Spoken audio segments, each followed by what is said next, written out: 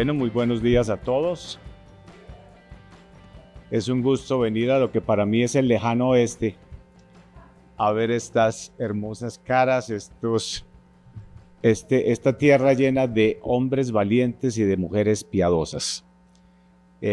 Como siempre, compartir la palabra no es algo ligero, no es algo liviano, y le pido al Señor que se fortalezca en mis debilidades para que lo que se diga aquí exalte su nombre y para que no haya ninguna fortaleza ni ninguna barrera que impida que el mensaje llegue a donde debe llegar.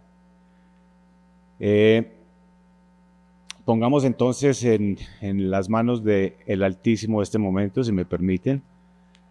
Precioso Señor, nuestras debilidades delante tuyo, pero la fortaleza de tu espada por delante. Gracias por tener tu palabra, porque en ella tenemos certeza de lo que debemos vivir, la forma en que debemos hacerlo, la forma como debemos compartir con nuestros hermanos y la esperanza preciosa de saber que vamos hacia la eternidad. Pongo en tus manos en este momento, delante de esta congregación, mi debilidad, mis flaquezas, para que tú te fortalezcas en ellas, Señor, y tu nombre sea exaltado en el nombre de Jesús. Amén. En mi testimonio personal, duré muchos años buscando la verdad, buscando eso que todos conocemos como Dios, pero a veces es algo como etéreo, como que no lo ubicamos exactamente y no podemos definirlo.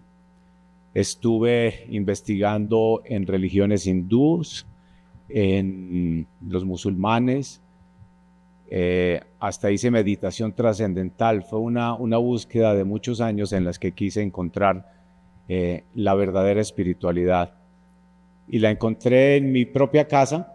No había salido nunca de ahí. Era una Biblia que permanecía abierta en el Salmo 92, no sé si a ustedes les pasó, pero era una costumbre tener la Biblia abierta en el Salmo 92. De manera que reevaluar las costumbres fue el primer proceso que tuve en ese encuentro, y mi compromiso personal, después de haber conocido al Señor de una manera tan especial a través de su palabra, pues me llevó a que en toda mi vida, a partir de ese momento, cualquier duda que tenga acerca de temas doctrinales, siempre la llevo a comparar con la palabra para encontrar la respuesta que necesitaba o que necesito, que todos necesitamos siempre. De manera que voy a hacer lo mismo hoy. Pretendo comparar todas las costumbres y los rituales y los ritos que seguimos en esta semana de manera especial, buscando ese contacto con el Señor, pero hacer algunas advertencias sobre los riesgos que implica el caer en tradiciones y perder el sentido de ellas.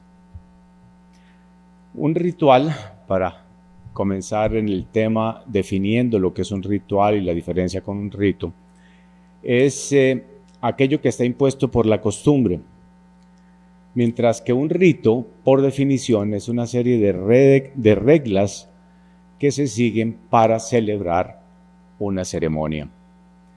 Un ritual tiene una serie de características y las voy a mencionar para que podamos después comparar qué de lo que nosotros hacemos es un ritual o es un rito, y podamos, estableciendo la diferencia, tomar una decisión consciente.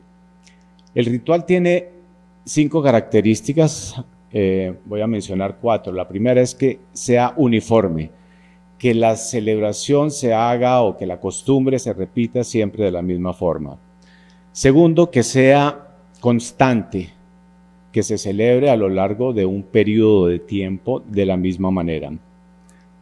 Que sea de largo uso, que a través del tiempo se siga practicando de la misma manera. Y por último, que la practique la generalidad de la comunidad.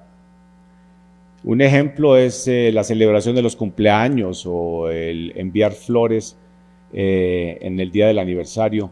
Como anécdota, mi papá le enviaba a mi mamá un ramo de rosas, con rosas rojas que representaban el aniversario y rosas blancas que representaban a los hijos. El último ramo tenía un cerro de rosas rojas y 3 rosas blancas que mi papá decidió poner amarillas porque ya decía él que no estaban tan blancas como al principio. Pero esos son rituales que establecemos a raíz de las costumbres. Los rituales que van asociados a temas espirituales ya preferiblemente se llaman ritos. Un ejemplo es el de prender las velitas el 7 de diciembre. Otro ejemplo es el de decorar las casas con árbol de Navidad, con pesebre, etc. En su caso personal, si alguien quiere espontáneamente comentarlo, ¿qué cree que esos 2 ejemplos significan para usted? ¿Un ritual o un rito? El armar la Navidad y el prender las velitas el 7 de diciembre. Un ritual, una costumbre, ¿verdad? Sería un rito si fuera una ceremonia con carácter espiritual y con sentido.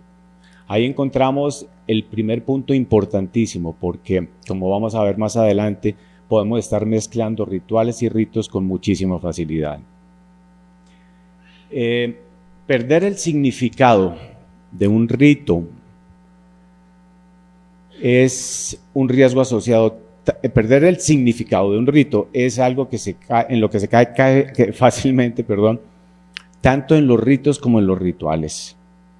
Pero el verdadero peligro no es solamente que se pierda el significado, sino que agreguemos significados o poderes místicos o espirituales a esos rituales o a esos ritos. Los agüeros, por ejemplo, son costumbres o rituales de este tipo. ¿Alguien ha dado la vuelta a la manzana el 31 de diciembre con una maleta en la mano para viajar todo el año? ¿O se ha comido 12 uvas para la buena suerte de ese año? ¿Alguien se ha devuelto en el camino porque se le cruzó un gato negro y había que devolverse para evitar la mala suerte? ¿Alguien le ha dado la mano izquierda a una persona y ha caído en cuenta que eso trae enemistades? Ese último me lo acabo de inventar yo, pero es que así comienzan los agüeros. Así comienzan esa serie de elementos que uno va agregando a sus costumbres y va convirtiéndose en algo que tiene mucho peligro en la perspectiva del espíritu. Y el mismo riesgo de estos agüeros sucede con los ritos religiosos, muchos de los cuales se realizan para la buena energía o la bendición que va asociada con el cumplimiento de esa ley. En el Antiguo Testamento, en Levítico 23, existe la institución de 5 fiestas judías que se siguen practicando hoy en día por el pueblo judío, por supuesto. La primera, en el versículo 5, es la de la Pascua. La segunda, de los panes sin levadura, en el versículo 6. Las primicias, en el versículo 10. El Yom Kippur, o expiación, en el versículo 27. Y la fiesta de los tabernáculos, en el versículo 34. Estas fiestas traen implícita una simbología muy importante que la vida de Jesucristo cumplió y que se pierde para todos aquellos que, como el pueblo judío, siguió centrándose en la costumbre, en el cumplimiento de la ley, y perdió la importancia de su significado espiritual. No pudieron ver lo que esa simbología representaba.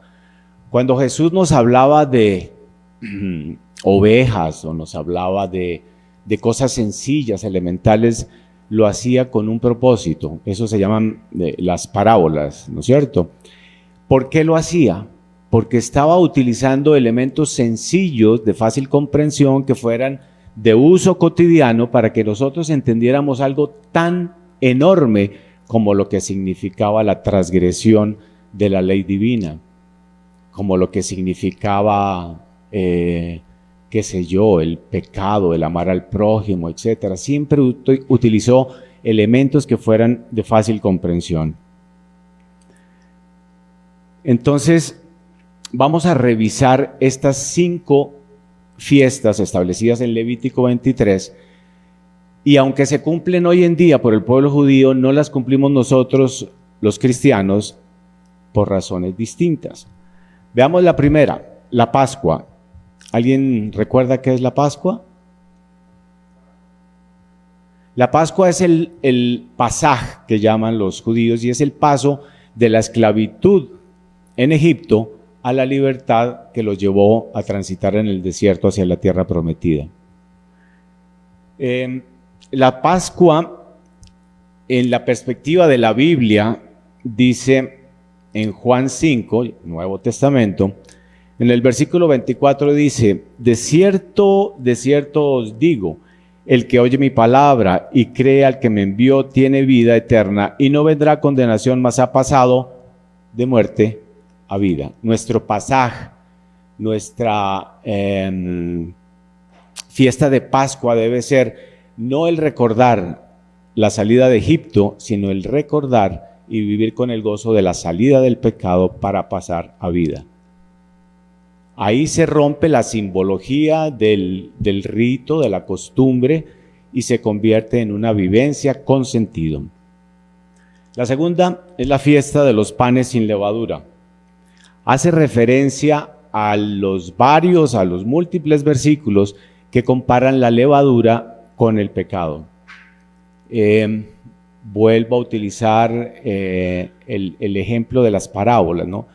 Cuando la Biblia habla de levadura y la compara con el pecado, está utilizando elementos que el pueblo utilizaba a diario, y de esa manera la gente podía comprender, la gente de ese entonces, que un poquito de levadura inflaba toda la masa, queriendo decir que un poquito de pecado, un permiso pequeño para hacer algo indebido, hacía crecer toda la masa, no solamente la de mi corazón, sino de la gente alrededor mío.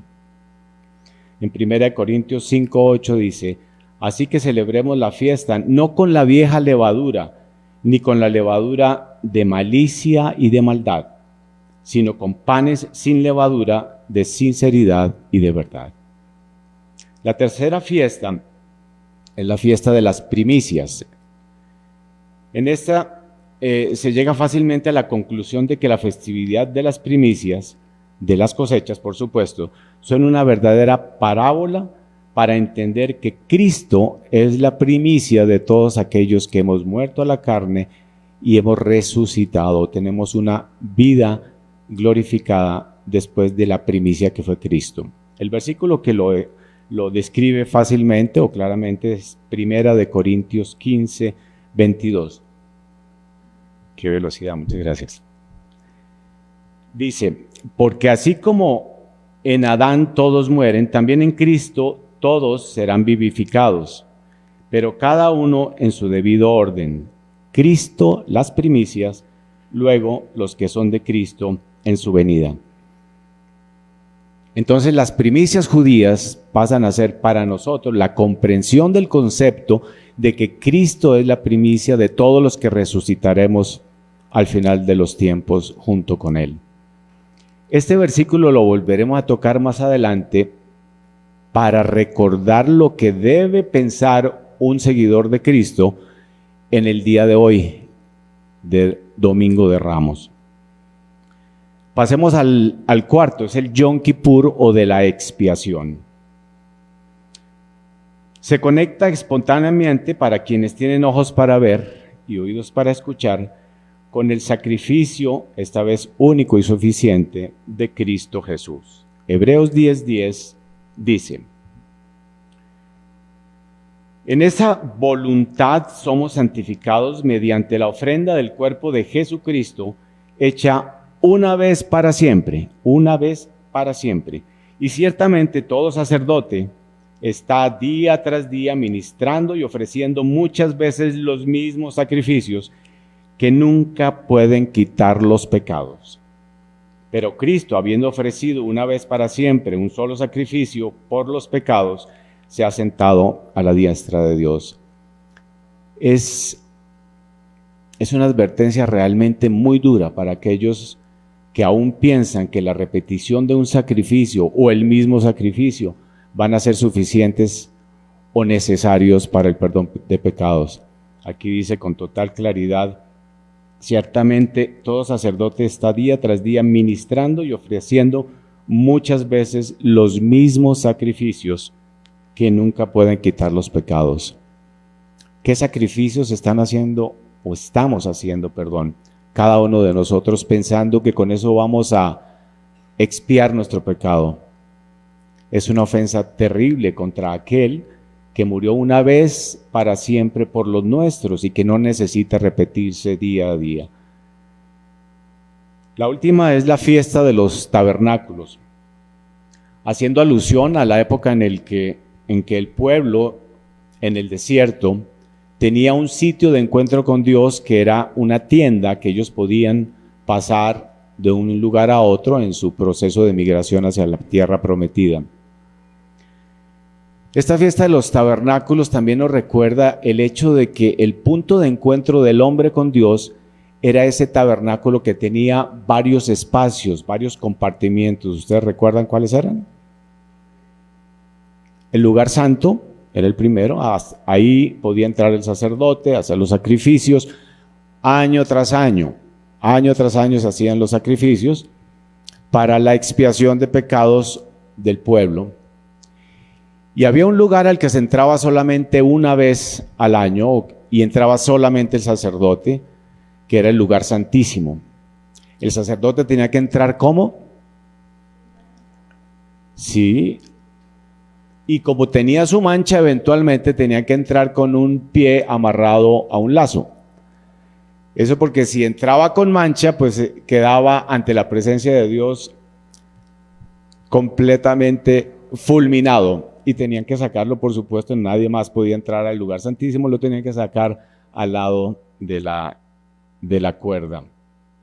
Esto para significar, volviendo al tema de las parábolas, que al lugar santísimo, a la presencia de Dios, no se puede entrar con mancha. Pretender tener una relación cercana, personal, íntima con el Señor estando en pecado no es posible. Pero como tampoco es posible en la carne librarnos del pecado, la única solución que existe es comprender que la muerte de Cristo rasgó ese velo y nos permitió entrar del lugar santo al lugar santísimo sin la cuerdita amarrada de los pies, ¿verdad? En Hebreos 9:6, refiriéndonos a los tabernáculos, dice: y así dispuestas estas cosas, ¿se fue el sonido? Sí, ¿no? Y así dispuestas estas cosas, en la primera parte del tabernáculo entran los sacerdotes continuamente para cumplir los oficios del culto, el área santa. Pero en la segunda parte, de la parte santísima, solo el sumo sacerdote una vez al año, no sin sangre, la cual ofrece por sí mismo y para los pecados de ignorancia del pueblo, dando el Espíritu Santo a entender con esto que aún no se había manifestado el camino al lugar santísimo, entre tanto que la primera parte del tabernáculo estuviese en pie, lo cual es símbolo para el tiempo presente, según el cual se presentan ofrendas y sacrificios que no pueden hacer perfecto en cuanto a la conciencia al que practica ese culto, ya que consiste solo de comidas y bebidas, de diversas abluciones y ordenanzas acerca de la carne, impuestas hasta el tiempo de reformar las cosas. Pero estando ya presente Cristo, sumo sacerdote de los bienes venideros, por el más amplio y más perfecto tabernáculo, no hecho de manos, es decir, no de creación, y no por sangre de machos cabríos ni de becerros, sino por la propia sangre de Cristo, entró una vez para siempre en el lugar santísimo, habiendo obtenido eterna redención. Porque si la sangre de los toros y de los machos cabríos y las cenizas de la becerra rociadas a los inmundos santifican para la purificación de la carne, cuánto más la sangre de Cristo, el cual mediante el Espíritu Eterno se ofreció a sí mismo sin mancha a Dios, limpiará vuestras conciencias de obras muertas para que sirváis al Dios vivo. Las costumbres judías tienen una base muy fuerte en la ley. Pero Cristo, que no vino a abrogar o a eliminar la ley, sino a cumplirla en él, la cumple en la perspectiva del Nuevo Testamento. Los judíos siguen todavía tratando de cumplir la ley y no han entendido la simbología involucrada en cada uno de las celebraciones o las fiestas que ellos hacen repetitivamente. Muchos de nosotros, hoy en día, practicando el cristianismo, podemos caer con muchísima facilidad en el hecho de pensar que la simbología tiene el sentido o tiene el poder. La simbología es simplemente para entender un concepto espiritual profundo. La práctica de un rito no tiene de por sí ningún valor o ningún mérito espiritual. Por el contrario, puede traer consecuencias graves en la perspectiva del Señor, como veremos más adelante. La Biblia en el Nuevo Testamento nos habla de algunos ritos que fueron avalados por Jesús. Jesús avaló con su presencia el matrimonio. ¿Recuerdan las bodas de Canaán?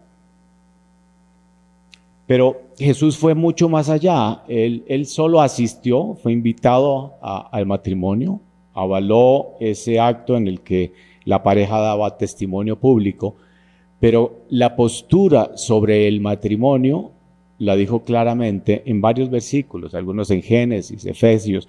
Vamos a leer en este caso Mateo 19:5. Y dijo: por eso el hombre dejará padre y madre y se unirá a su mujer, y los dos serán una sola carne. Así que no son ya más dos, sino una sola carne. Por tanto, lo que Dios juntó, no lo separe el hombre. Eso es lo que realmente Jesús quiso transmitir respecto a quienes iban a conformar una pareja. Todos nosotros seguramente hemos asistido a matrimonios hermosísimos, en el mejor club de la ciudad, con la mejor cena, con meseros, con buffet, con champaña, con una cantidad de elementos, y a los 2, 3, a veces años, a veces meses, la pareja se separa. Y se separa porque le han dado más énfasis al rito que al contenido, más énfasis al ritual que al significado espiritual que debe traer. Asimismo, participó de niño Jesús en fiestas judías a las que asistía con sus padres. Por ejemplo, la Pascua, la cual tiene, como vimos, su parangón con el paso de la esclavitud a la libertad de vida eterna. Dicho en otras palabras, la Pascua espiritual lleva a quien discierne la simbología, y quiero resaltar esta palabra porque la vamos a utilizar mucho más adelante. Discierne es la diferencia entre hacer una práctica sin sentido o pasar a comprender el significado de ese rito, de ese ritual, el discernimiento. No entender que Jesús es el cumplimiento de la promesa que la simbología del rito nos recuerda equivale a perder el sentido de su práctica e incluso llevarnos a juicio. Otro rito con participación activa de Jesús, ¿recuerdan cuál fue? El bautismo. Hay excelentes alumnos acá, ¿verdad? Pues su simbología de muerte y nacimiento a una nueva vida sigue vigente hoy en día en cumplimiento de una ordenanza específica que hizo el Señor antes de su ascensión al cielo. En Mateo 28, el versículo 19 dice: por tanto, id y hacer discípulos a todas las naciones, bautizándolos en el nombre del Padre, del Hijo y del Espíritu Santo, enseñándoles que guarden todas las cosas que os he mandado. Y aquí yo estoy con vosotros todos los días hasta el fin del mundo. Esta es una instrucción dada a todos los discípulos de Cristo. Todos estaríamos en esta perspectiva en la capacidad, y es más, con la instrucción clara de parte del Señor de ir a todo el mundo, compartir y bautizarlos en el nombre del Padre, del Hijo y del Espíritu Santo.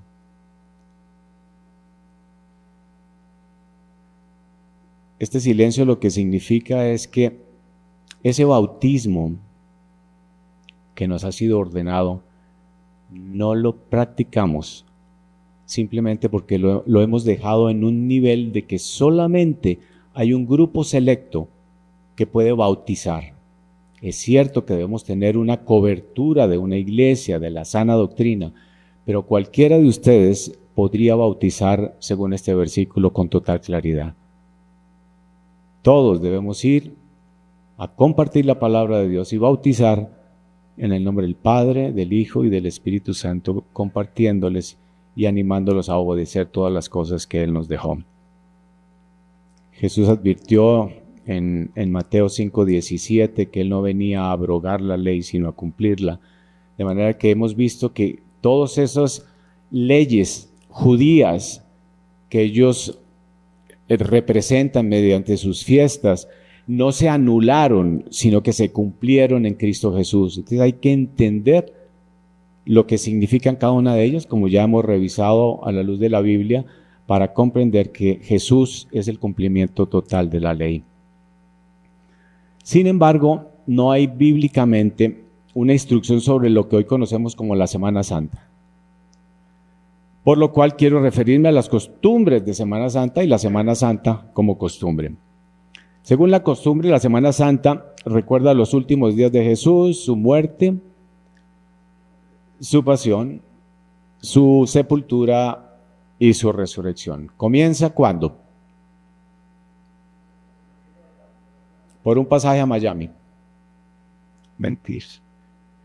Ahí lo consultamos después con Joaquín a ver si aprueba. Pero comienza el Domingo de Ramos, o sea, el día de hoy, y termina, según la costumbre, el Domingo de la Resurrección.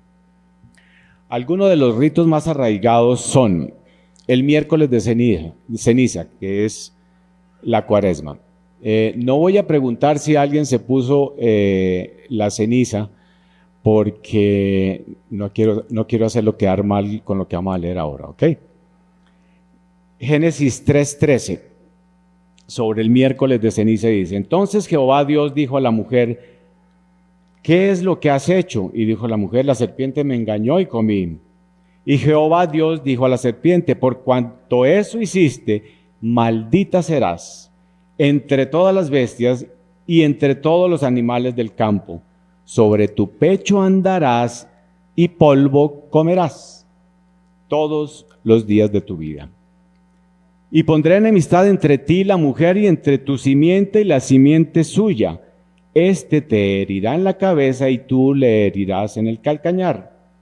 Y a la mujer dijo: multiplicaré en gran manera los dolores de tus preñeces, con dolor darás a luz los hijos, y tu deseo será para tu marido, y él se enseñoreará de ti.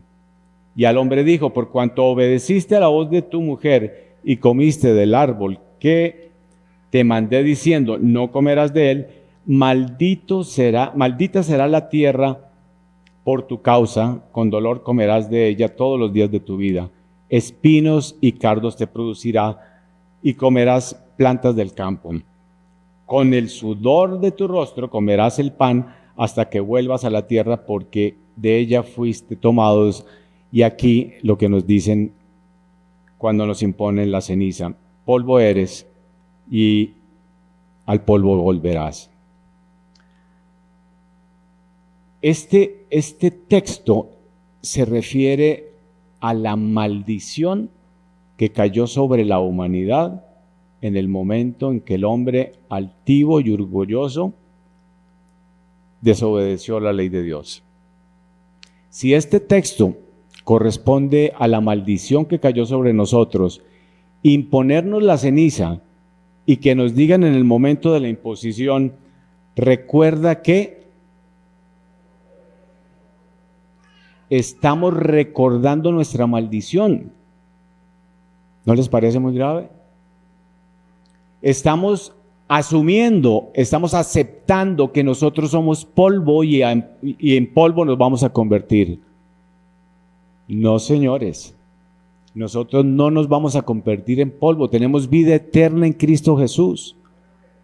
No tiene sentido entonces, a la luz de este versículo, que nos impongamos el signo de la maldición. El Domingo de Ramos ¿Alguien se lanza a opinar sobre el Domingo de Ramos? ¿Qué significa?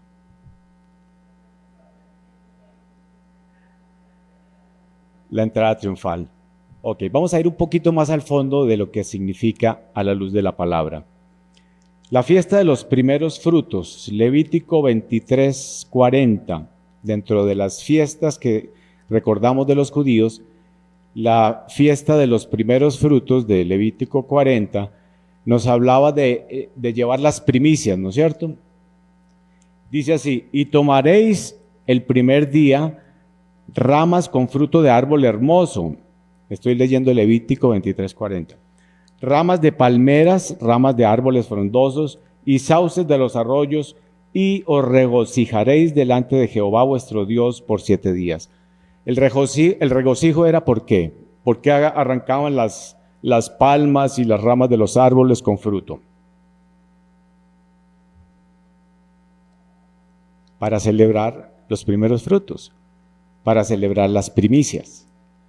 Podemos volver a 1 Corintios 15:22, por favor. 1 Corintios 15:22 dice: porque así como en Adán todos mueren, también en Cristo todos serán vivificados, pero cada uno en su debido orden. Cristo las primicias, luego los que son de Cristo en su venida. De manera que las primicias,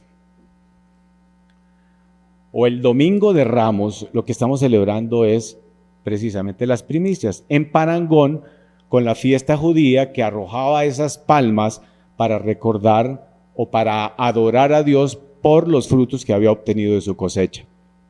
O sea que lo que hizo el pueblo judío cuando el Señor estaba entrando a Jerusalén no significaba otra cosa, sino la alusión a lo que quizás ellos en ese mismo momento no entendieron, que Jesús era la primicia. Ellos pensaban que llegaba como rey, no pensaban que iba a morir en la cruz y que iba a resucitar como primicia de todos nosotros que vamos a resucitar. Sin querer, pero en la voluntad de Dios, esos ramos no eran de alegría, eran ramos que recordaban el hecho maravilloso de que Jesucristo, como primicia, resucitó para darnos cabida a la vida eterna. ¿Está claro este punto? No sé si lo expliqué adecuadamente. Ok. Al final podemos dejar un espaciecito para preguntas, porque sé que esto rompe con algunos esquemas que es importante que aclaremos. Las procesiones es otra de las costumbres de la Semana Santa. ¿De dónde creen que vinieron las costumbres de las procesiones? ¿Por el tiquete a Miami o no lo ofrecemos oficialmente? Bueno, paradoso. Pero al que la responda todas, ¿no? Si hay alguno que responde una sola, no vale. Bueno, hay varios ejemplos bíblicos de procesiones o de marchas. La primera, pues, es la migración del pueblo judío en el desierto durante 40 años. Hay otras como la entrada del del arca cuando fue transportada para que fuera ubicada ya en el templo que estaba construyendo o que quería construir David y que terminó construyendo Salomón.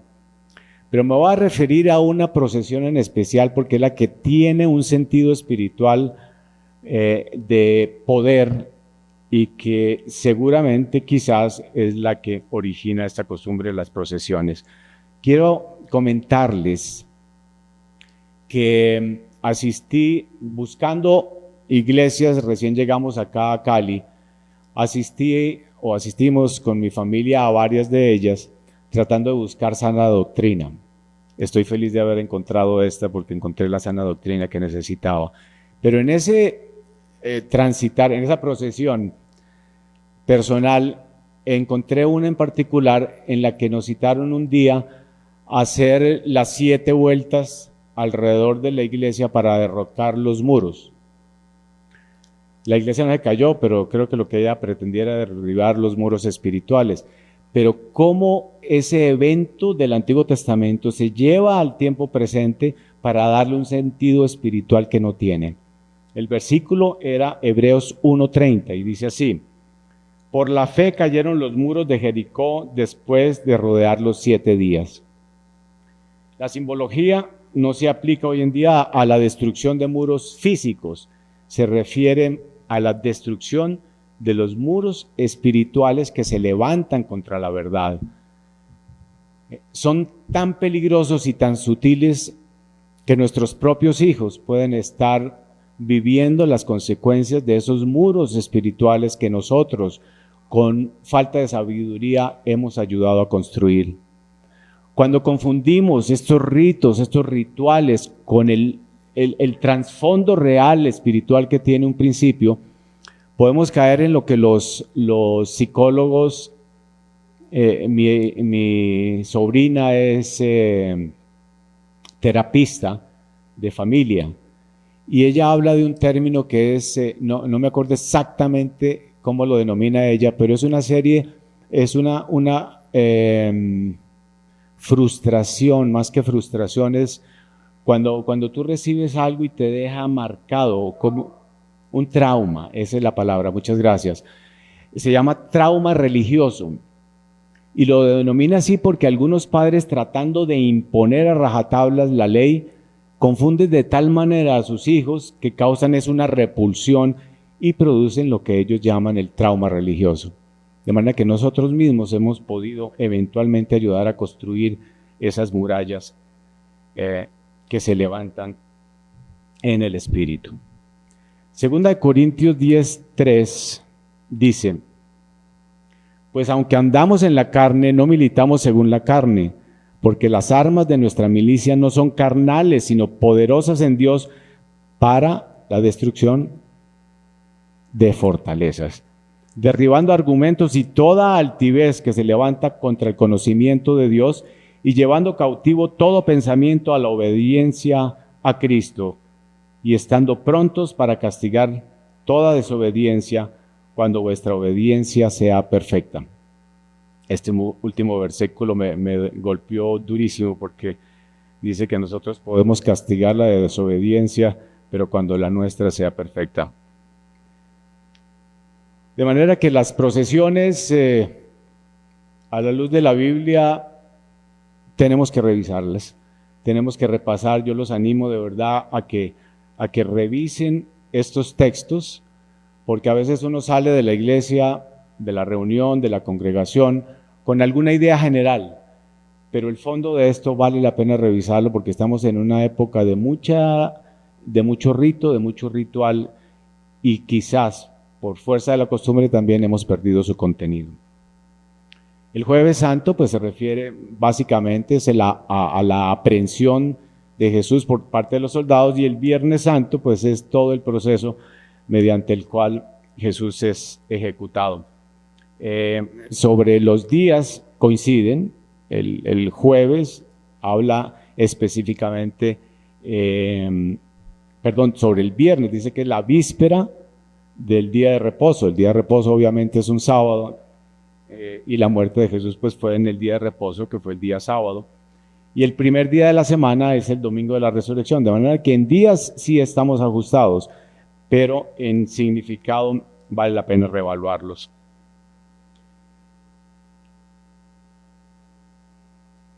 Bueno, recordar y celebrar estos sucesos que determinan la migración de muerte a vida por el sacrificio expiatorio y único de Jesucristo debería ser infinitamente espiritual y loable, ¿no les parece? Sin embargo, ¿por qué hemos caído entonces en lo que celebramos hoy, un periodo de vacaciones? Semana Santa, sinónimo, tiquetesmasbarato.com. Muy poco de reflexión, muy poco de sentido, y mucho de lo que hablamos ahora sobre los rituales. Son la costumbre, se hace siempre y lo hacemos durante largo tiempo. Todo empieza cuando las costumbres humanas, seguramente de buena intención, empiezan a modificar las cosas que Dios ya ha dicho. De estas hay cantidad de cosas. ¿Se acuerdan que antiguamente, sobre todo, yo viví en la época en la que no podía jugar fútbol porque dizque pateaba al mismo Jesús cuando lo hacía, o comer los 7 potajes, visitar las 7 iglesias, todo este tipo de cosas que que realmente empiezan a desviarnos del verdadero sentido de esta celebración y que por lo menos añade 3 o más errores. El primero, añade o quita conceptos plasmados en la Biblia. Apocalipsis dice claramente en el versículo, en el capítulo 21, en el 22 del versículo 18, dice que no se debe agregar ni quitar nada a lo que está consignado en la palabra de Dios. El segundo error en el que se puede caer es que hace un énfasis equivocado en el sacrificio de sangre. ¿Ustedes vieron la pasión de Cristo? Muchos de nosotros. El énfasis está hecho sobre todo la pasión, el dolor que se infligía a Jesucristo en ese tiempo en el que iba a ser juzgado y crucificado. Nos desgarró a muchos, pero doctrinalmente es un error, porque le da más énfasis al sacrificio de carne que al sacrificio del espíritu. Jesús no dijo, Padre, ¿por qué me has abandonado cuando le estaban latigando? ¿En qué momento lo dijo? Cuando estaba en la cruz, ¿no es cierto? ¿Y qué estaba haciendo en la cruz? Pagando con su sangre nuestra deuda.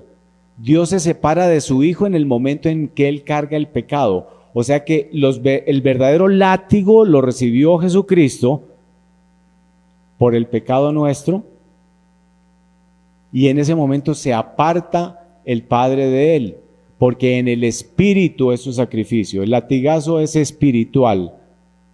¿Por qué sucedió tan cruentamente en lo físico?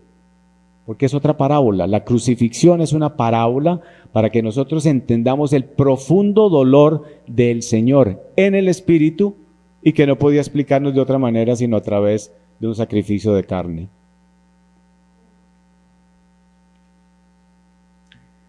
Bueno, y entonces ahora sí, ¿cómo celebramos la Semana Santa los cristianos? ¿Cómo deberíamos hacerlo? Pues lo leemos con mucha frecuencia cada primer domingo del mes que celebramos la Santa Cena.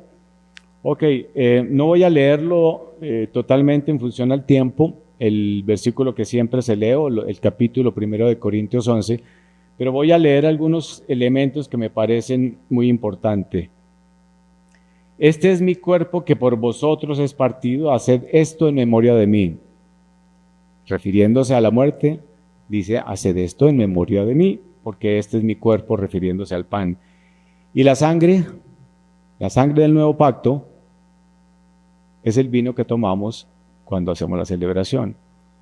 En esa simbología está reflejado cada vez que lo hacemos la muerte expiatoria de Cristo. Nuestra Semana Santa se repite una vez al mes, cuando recordamos este evento. Pero hay una advertencia muy importante, y con esto termino. Gracias a los que no se han dormido todavía, pero con esto termino. Realmente muy pocos, no he visto sino uno, no voy a decir quién.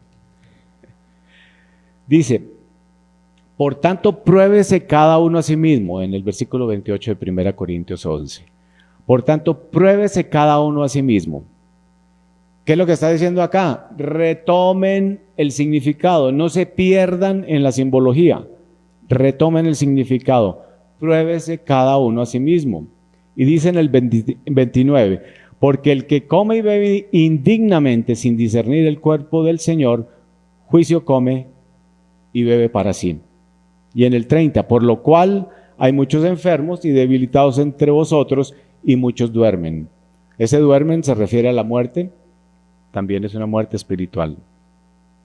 Si pues nos examinamos, y con esto ya se pone como el punto sobre la i en lo que Dios quiere de nuestra celebración, dice, si pues nos examinamos a nosotros mismos, no seríamos juzgados, mas siendo juzgados, somos castigados por el Señor para que no seamos condenados con el mundo.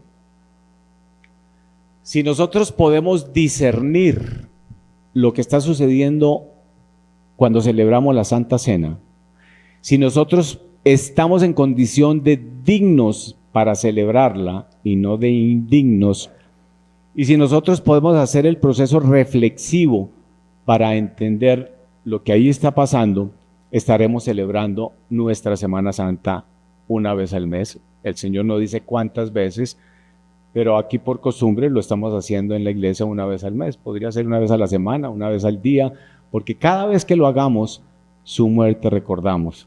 Cada vez que lo hagamos, estamos firmando o recordando la firma de su sangre con un nuevo pacto.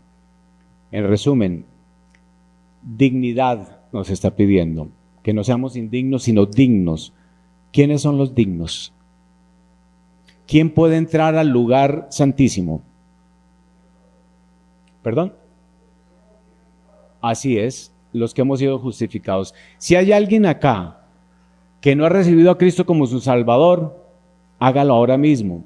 De otra manera, no está bíblicamente digno de acercarse al Señor confiadamente y de entrar en el lugar santísimo. El segundo punto es que debe haber discernimiento. El que come y bebe sin discernir, come y bebe para sí. Si no existe discernimiento, si no estamos reevaluando todas nuestras costumbres cristianas a la luz de la palabra, si no resolvemos todas las dudas que tengamos sobre temas doctrinales a la luz de la palabra, no estamos actuando con discernimiento. Y dice por último, si pues nos examinásemos a nosotros mismos, ¿qué es eso? Es un proceso de reflexión, ¿no es cierto?